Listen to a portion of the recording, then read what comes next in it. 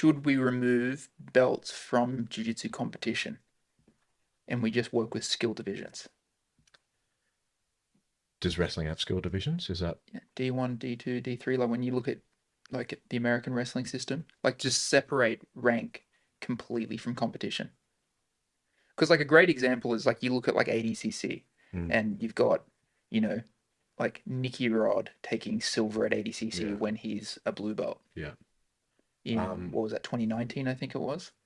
I actually honestly think that's a great solution, to be honest. Like I'm not a big fan of belts as it is. One thing I love about Nogi is that you walk into a room, you've got no idea what belt anybody is. And the truth is that when you wear a belt, there's whether you believe in it or not, there is an implicit hierarchy. Like, and you look at a black belt and you give him more respect, um, only for the reason he's wearing a black belt, and it's not even related to his jujitsu It's almost necessarily. completely divorced from the jiu-jitsu. Yeah, I've yeah, said this to like students before is uh, I feel like most black belts nowadays, like if we're training and like a black belt comes to visit, they're probably worse than visiting purple belts. yeah. Like I feel like I've seen a lot of instances, like there's a lot of people that get their black belts and they're basically what happens is for a lot of people, I feel like they sort of train hard up until about purple belt level. They stop really giving a shit, and then they just keep doing the same jujitsu until one day they get their black belt. So like you could have someone that's got their black belt now, but they're doing purple belt level, like they're doing purple belt jujitsu from like 10 years ago potentially. Uh, I couldn't agree more with that. I use this analogy, right? And I think it's kind of true for what's happened in jiu-jitsu and how it's changed. Uh, in the 80s, or the 80s, 90s, when Steven Seagal was in movies like doing like Aikido, Aikido was like the pinnacle of martial arts. Like everyone was like, yeah, I want to do Aikido because it just seems like it's gangster. And then time went on and it moved like from Aikido to maybe karate. And then from karate, it's now moved on to BJJ, and that's a big thing in a lot of martial arts movies.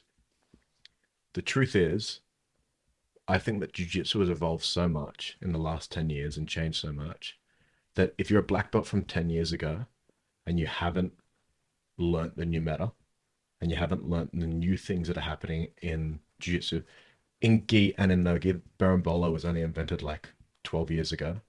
Mm. You're basically doing aikido. Yeah. I think this is you see this come up a lot when you talk to a lot of like boomer grapplers is they talk about like such and such from 10 years ago, such and such Yeah. from like someone that was super high level like a while ago, and they're like, oh, if he was competing now, like he would tear apart like the best guys. This is just like not true. Like Mm. there's like exceptions to this when you're talking about someone who's ridiculously dominant like Hodger Gracie who can come back, and even then it's not going to be that far past when they've sort of retired. But just generally, like, and this is not even the case with just jiu-jitsu, this is just the case with sports in general, is that the newer generations will always be better. Like, Yeah. I accept the fact that, like, there's going to be a stage where my jiu-jitsu is just not relevant. Like, I wouldn't agree with that. I think that knowing you and knowing your style of learning and what you get out of jiu-jitsu, I can never see you getting to a point where you're going to stop learning. Um, I think I could learn new things, but I think, like, a great example would be is the way that I understand jiu-jitsu like could become archaic.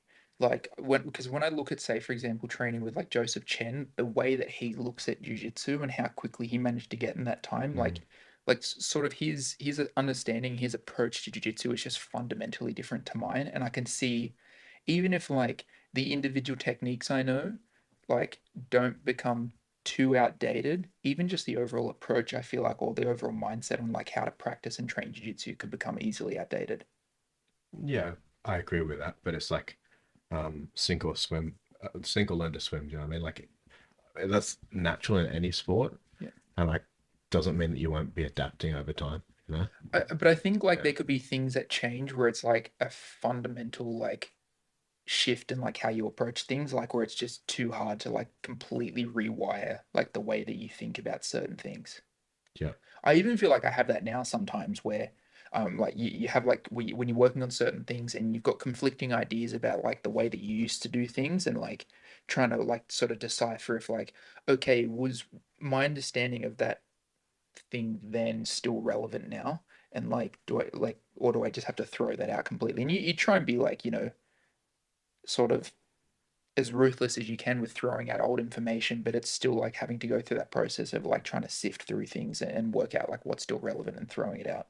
And I think it could get to a point where something just requires like too much of a fundamental like change in like your like the understanding of like the sport, that it could be just too hard to do that.